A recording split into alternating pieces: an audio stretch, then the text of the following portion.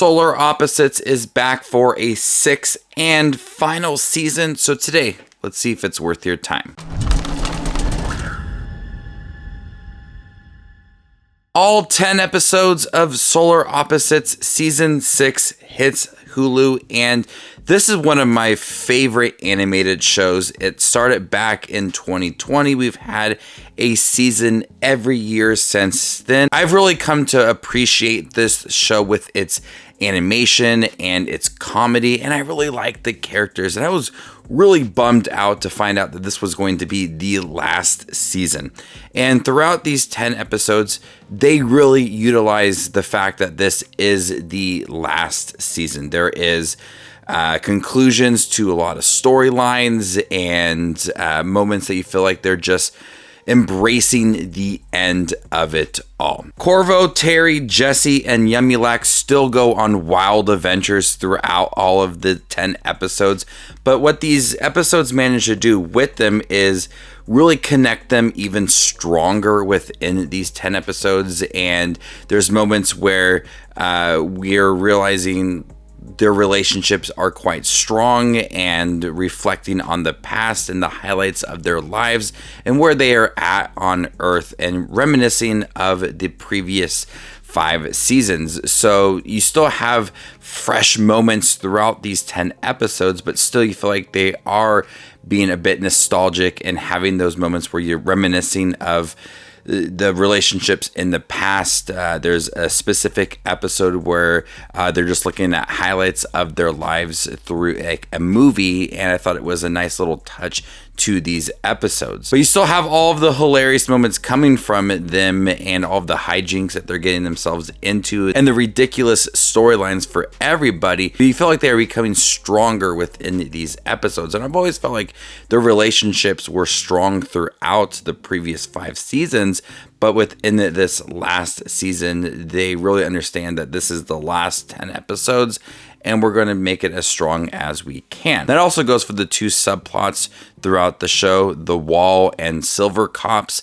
I've always been invested in the Wall storyline, and I've always wanted to see like a spin-off series surrounding the Wall, and you feel like the momentum is finally growing with the characters within the Wall trying to get out but realize what's exactly important to them within the Wall, and things may be truly affected if they were able to become big once again. But that momentum is growing and it's still very intense, and they become even closer, becoming normal size once again, and that storyline is still very gripping. It's compelling. I'm so surprised with how the storyline for the Wall has evolved throughout these seasons. It just becomes more and more engaging to me in these last few moments with the Wall. I found to be very surprising and quite emotional as well. Much like previous seasons, I've always felt like Silver Cops was the more minor storyline that didn't get the most amount of screen time to where I was truly invested in it all. It's had its fun moments and some twists and turns along the way, but the last few moments with the Silver Cops as well really surprised me. I was very shocked with how they were able to implement the storyline with the Silver Cops into the show overall, and I thought it ended up working. We've now officially have had 3 seasons of Dan Stevens as Corvo, with the first 3 seasons were Justin Roiland.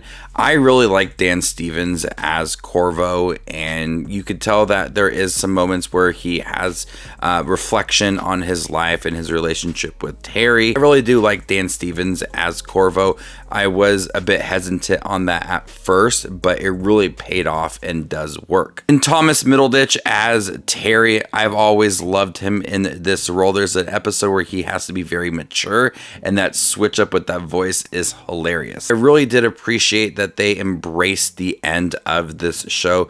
It wasn't like just a bunch of random stuff going on and then it ends and you didn't have like any sort of conclusion to it all. That's what the season does so well, is that it does understand it's coming to an end and gives us conclusions for multiple storylines, wrapping things up while also poking fun at themselves and streaming service and shows as well. There's a lot that the series does with its humor, but I felt like it was more heartwarming. I felt more connected to the characters, seeing their journey throughout, and also a different side to some of these characters, like Yumulak and how he interacts with the characters within the wall. Very different from what we've actually seen from him. But it was a perfect way to wrap up Solar Opposites. I'm still quite disappointed that the show is over.